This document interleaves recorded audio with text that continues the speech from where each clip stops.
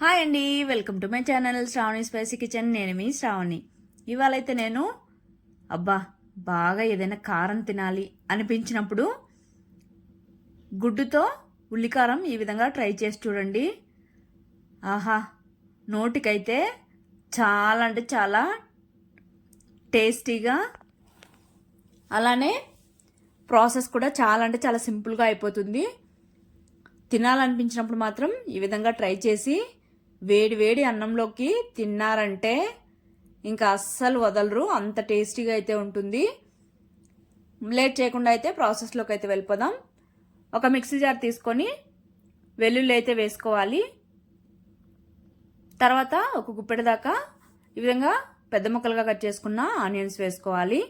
అలానే రుచికి తగినంత సాల్ట్, తర్వాత కారం అయితే వేసుకోవాలి. కాస్త స్పైసీ కోసం అయితే నేను ఇక్కడ 1.5 స్పూన్ అయితే వేసుకున్నాను. అలానే కొద్దిగా పసుపు కూడా వేసేసుకోవాలి. తర్వాత ఈ విధంగా అయితే మెత్తగా అయితే మిక్సీ పట్టేసుకోవాలి. ఇది పక్కన పెట్టేసుకొని ఇప్పుడైతే స్టవ్ మీద కడాయి పెట్టేసుకొని ఆయిల్ అయితే వేసుకోవాలి. ఆయిల్ అనేది కొద్దిగా వేడెక్కిన తర్వాత కొద్దిగా ఆవాలు అలానే జీలకర్ర కూడా వేసుకొని ఈ విధంగా చిట్పట్లాడనివ్వాలి. అలానే కరివేపాకు కూడా వేసేసుకొని చిట్పట్లాడాక బాగా సన్నగా కట్ చేసుకున్న ఆనియన్స్ అయితే వేసుకోవాలి. ఆనియన్స్ అనేవి కాస్త రంగు మారేంత వరకు ఈ విధంగా మంటను మీడియం ఫ్లేమ్లో పెట్టుకొని కలుపుతూ అయితే ఫ్రై చేసేసుకోవాలి. ఆనియన్ అనేది కాస్త రంగు మారాక బాగా సన్నగా కట్ చేసుకున్న టొమాటో ముక్కలు కూడా వేసేసుకొని టొమాటో అనేది కాస్త మెత్తబడేంత వరకు ఈ విధంగా అయితే ఫ్రై చేసుకోవాలి. ఇక్కడ టొమాటో ముక్కలు వేస్తేనే బాగుంటుంది, ప్యూరీ వేసామంటే టేస్ట్ అనేది అంత బాగోదు.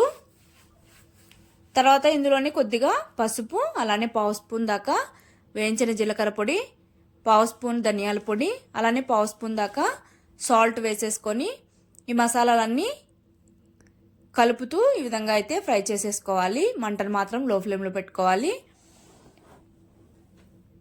ఈ విధంగా అయితే ఫ్రై అయ్యాక మనం మిక్సీ పట్టుకున్న ఉల్లికారం అయితే వేసేసుకొని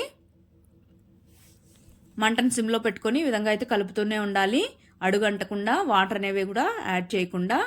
ముందుగా అయితే ఉల్లికారం బాగా ఫ్రై అయిపోవాలి. ఈ విధంగా ఫ్రై అయ్యి నూనె పైకి తేలేంత వరకు కలుపుతూ మంటను లో ఫ్లేమ్లో పెట్టుకొని ఫ్రై చేసుకోవాలి.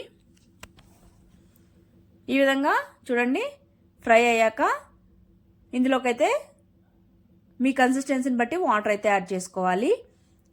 ఆల్రెడీ ఆనియన్ పేస్ట్ వేసాం కాబట్టి వాటర్ అయితే ఎక్కువ అవసరం లేదండి. 1/2 గ్లాస్ వేసుకుంటే సరిపోతుంది. వేసుకున్న తర్వాత అయితే మొత్తం అంతా బాగా మిక్స్ చేసేసుకొని మూత పెట్టుకొని పచ్చివాసన అంతా పోయేంత వరకు బాగా కుక్ చేసేసుకోవాలి. చూడండి ఈ విధంగా అయితే గ్రేవీ అనేది బాగా కుక్ అయిపోయాక ఇందులోకైతే ఎగ్స్ అయితే ఈ విధంగా డైరెక్ట్గా వేసేసుకోవాలి. నేనైతే ఇక్కడ 5 ఎగ్గుల దాకా వేసేసుకున్నాను. ఈ విధంగా ఎగ్ వేసి ఈ ఉల్లికారంలో బాగా ఉడికించుకున్నామంటే టేస్ట్ అయితే భలేగా ఉంటుందండి. ముందుగా అయితే కదపకుండా ఈ విధంగా సైడ్స్లో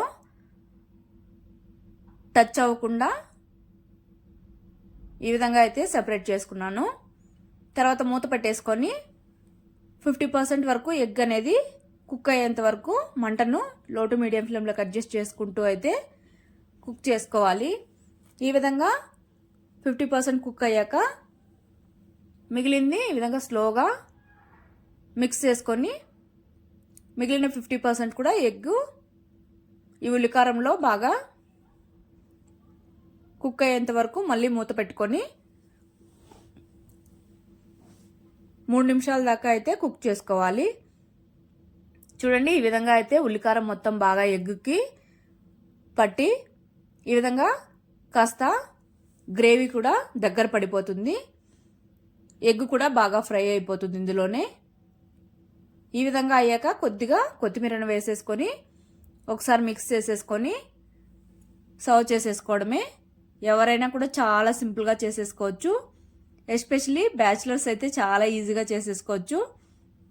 ఈ విధంగా ఎగ్తో ఉల్లికారం చేసేసుకొని వేడి వేడి అన్నం పెట్టేసుకొని తిన్నారంటే మాత్రం నోరు రుచిగా భలే టేస్టీగా ఉంటుంది. ఇదైతే తప్పకుండా ట్రై చేయండి. బాగా స్పైసీగా తినాలి అనిపించినప్పుడు అస్సలు మిస్ అవ్వద్దు. ఒకసారి తిన్నారంటే మళ్ళీ మళ్ళీ చేసుకొని తినేంత టేస్టీగా అయితే ఉంటుంది. తప్పకుండా ట్రై చేయండి. ట్రై చేశాక మీకు ఎలా వచ్చిందో కామెంట్ చేయండి. బాయ్.